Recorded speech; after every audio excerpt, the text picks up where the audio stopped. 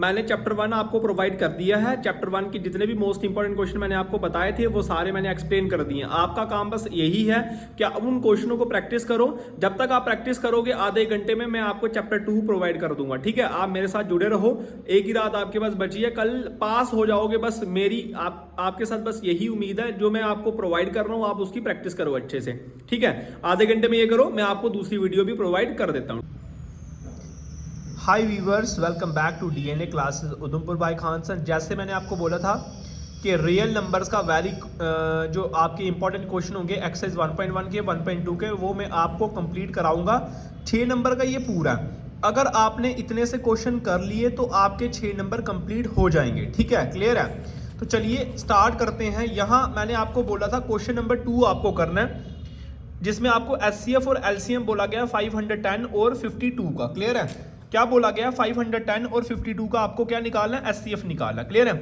Prime factorisation कैसी होती है? देखो 510 मैं आपको बता दूं, आपको कोई भी क्वेश्चन आए उसमें आपको बोला हो एलसीएम और एचसीएफ निकालने के लिए, तो आपका मेथड सेम रहेगा। एक क्वेश्चन कर लो, 10 क्वेश्चन कंप्लीट हो जाएंगे। ठीक है, सेम क्वेश्चन अगर कोई चेंज भी आया ना, अगर ये क्वेश्चन ना भी आया, कोई और क्वेश्चन भी आया, तो बच्चे आप कंफ्यूज मत होना, मैं आपको पैटर्न समझा देता हूं। देखो 510 है, 2 5 हो गया 10, 2 2 हो गया 4, 1 कैरी वहां हो गया, तो 11, 2 5 10, 1 कैरी वहां 10 हो जाएगा, 2 5 10, 3 क्योंकि 2 के टेबल में नहीं आता, 3 8 सा कितना हो गया 24, 24 एक यहाँ दे दिया, ये हो गया 15, 3 5 15, फिर ये 3 के टेबल में नहीं आता, 5 1 5, 5 और 3 8, 35, 5 7 35, 17 1 17। ये प्राइम फैक्टराइजेशन आई 510 की, 510 की, 2 इंटू 3 इंटू 5 इंटू 17। क्लियर है? चलिए अब है 92 की, तो 2 4 8, 2 6 12, 2 2 4, 2 3 6, 23 किसी के टेबल में आता नहीं है तो 23 आ जाएगा। ठीक है, तो मैंने यहाँ पे इसकी प्राइम फैक्टराइजेशन लिख दी, 510 की लिखी, फिर मैंने 92 की लिख दी। 92 की क्या आई बच्चे? 2 इंटू 2 इंटू 23, ये आ गया। फिर एचसीएफ जो है आपका 510 और 92 का, वो एचसीएफ क्या निकलता है? देखो एचसीएफ आपका होता है आपका जो हाईएस्ट कॉमन फैक्टर। हाईएस्ट का मतलब हो गया जो इन दोनों प्राइम फैक्टराइजेशन आपने निकाल लिया, उसमें से जो कॉमन आएगा वो आपका आंसर होगा। तो 510 और 92 का जो आंसर है, क्योंकि और कोई भी सेम नंबर नहीं आ रहा, इट मींस 2 आपका क्या है? कॉमन है, तो 2 आपका एचसीएफ आ जाएगा।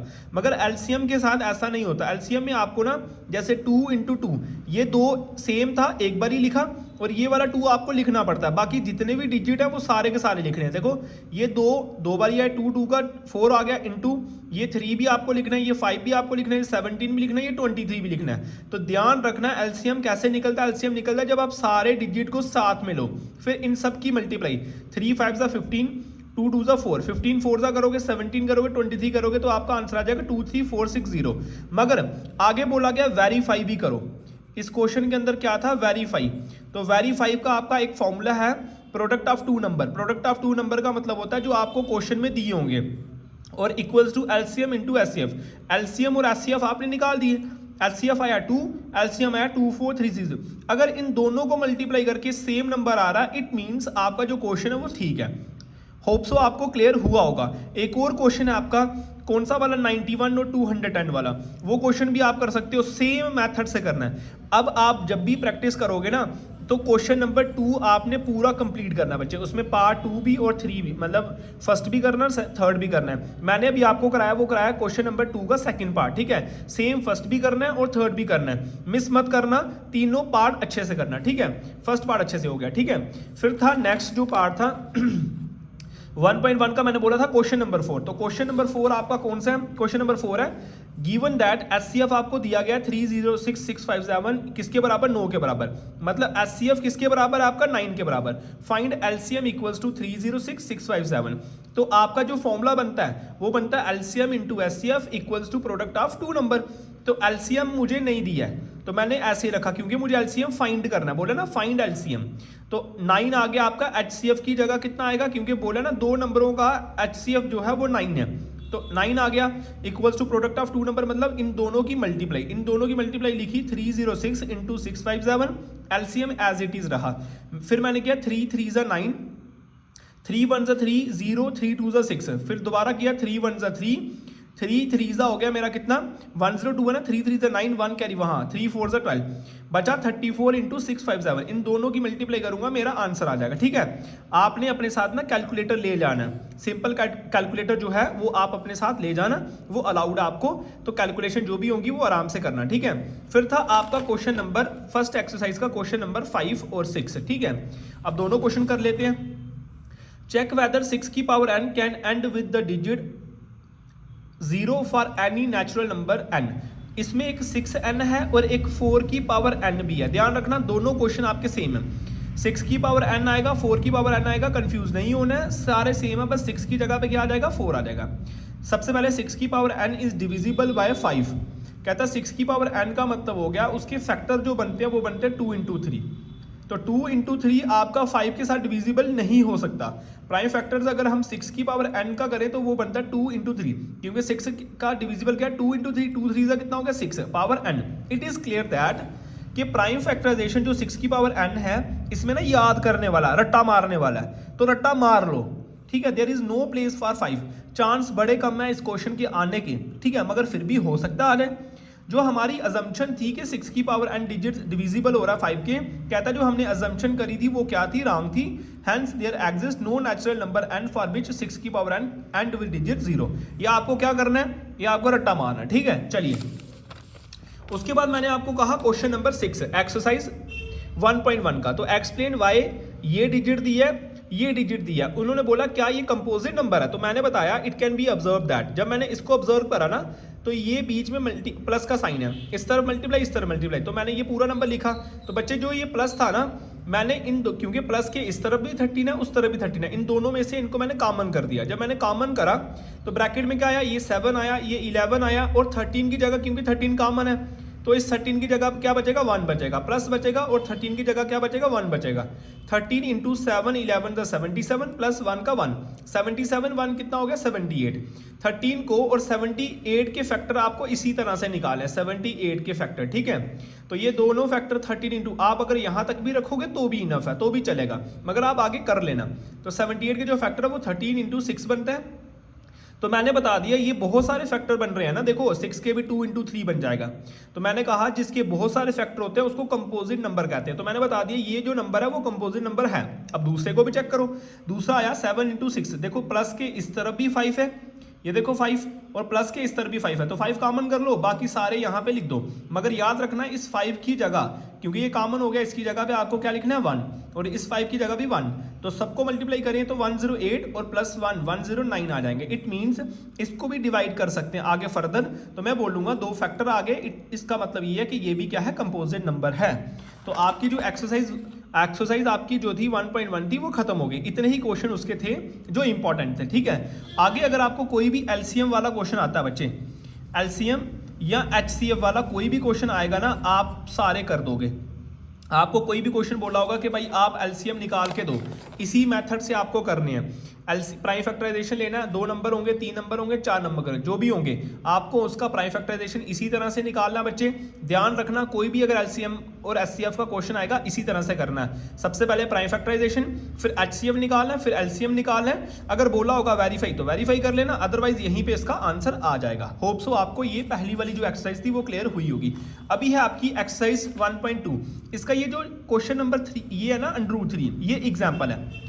अगर आपने एक क्वेश्चन समझ लिया, आप चाहे जो मर्जी क्वेश्चन आपके पास आ जाए आप सारे कर लोगे। ठीक है, तो मैंने आपको क्वेश्चन जो समझाया ना वो क्वेश्चन समझाया मैंने √5 वाला। कौन सा क्वेश्चन आपको मैंने जो क्वेश्चन समझाया वो मैंने क्वेश्चन समझाया √5 वाला, किधर गया ये। ठीक है, तो मैंने क्वेश्चन समझाया आपको √5 मैंने समझाया। √3 आपका क्या है, होमवर्क है। तो let us suppose that √5 is a rational number. हमने पहली जो लाइन लिखनी है वो लिखनी है कि √5 क्या मेरे लिए एक रैशनल नंबर है। अज्यूम करना ना, बाद में लास्ट में आप बता दोगे कि भाई जो अजम्पशन मैंने करी थी वो रॉन्ग है। तो सबसे पहले आपने क्या करा, आपने बताया कि जो √5 लिया वो रैशनल नंबर है, फिर आपने √5 को a/b के बराबर दिखाना है। ये जो क्वेश्चन है ना, ये वाला क्वेश्चन, ये भी आपका रोट है। रोट का मतलब हो गया रट्टा। इसके स्टेप भी आप अपने माइंड के अंदर बिठा दो, कोई भी क्वेश्चन आएगा, चाहे √3 आएगा √5 आएगा, आपको सेम पैटर्न लिखना है। बस √5 की जगह 3 हो जाएगा और 3 की जगह यहाँ 5 है, बाकी कोई चेंज नहीं है, ये याद रखना। ठीक है, where A and B are coprime number, जो ए और बी में ले रहा हूं ना वो को प्राइम नंबर है और ए बी जो है ना वो नॉट इक्वल्स टू 0 है, ठीक है।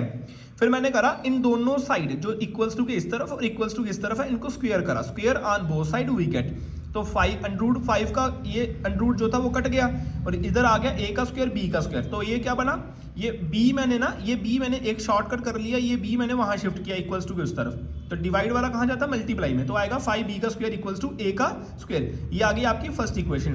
तो फिर लिखना है आपने कि 5 जो है वो फैक्टर है किसका, a स्क्वायर का। अगर 5 फैक्टर है a स्क्वायर का, मतलब 5 अगर फैक्टर है a स्क्वायर का, तो 5 इज आल्सो लिखना है यहाँ, is also a factor of a। अगर 5 फैक्टर हुआ a स्क्वायर का तो 5 भी फैक्टर होगा किसका, a का। होप सो आपको अंडरस्टैंड हुआ होगा। आगे देखो आपने क्या करना है ना, बच्चे यहां तक तो कर लेते हैं, बच्चे यहां से कंफ्यूज हो जाते हैं, तो आपने क्या करना है, a को ऐसे ही रखना है। आपने क्या करना है, a b लिया था ना यहाँ a और b, अब आपने ना b को हटा के क्या ले लेना c, तो a इक्वल्स टू 5c, इसको सेकंड ले लो, ठीक है। याद रखना जब आप a b आपका निकल गया तो आपने a c लेना है, a b मत लेना या b c मत लेना, गलत हो जाएगा आपका, ठीक है।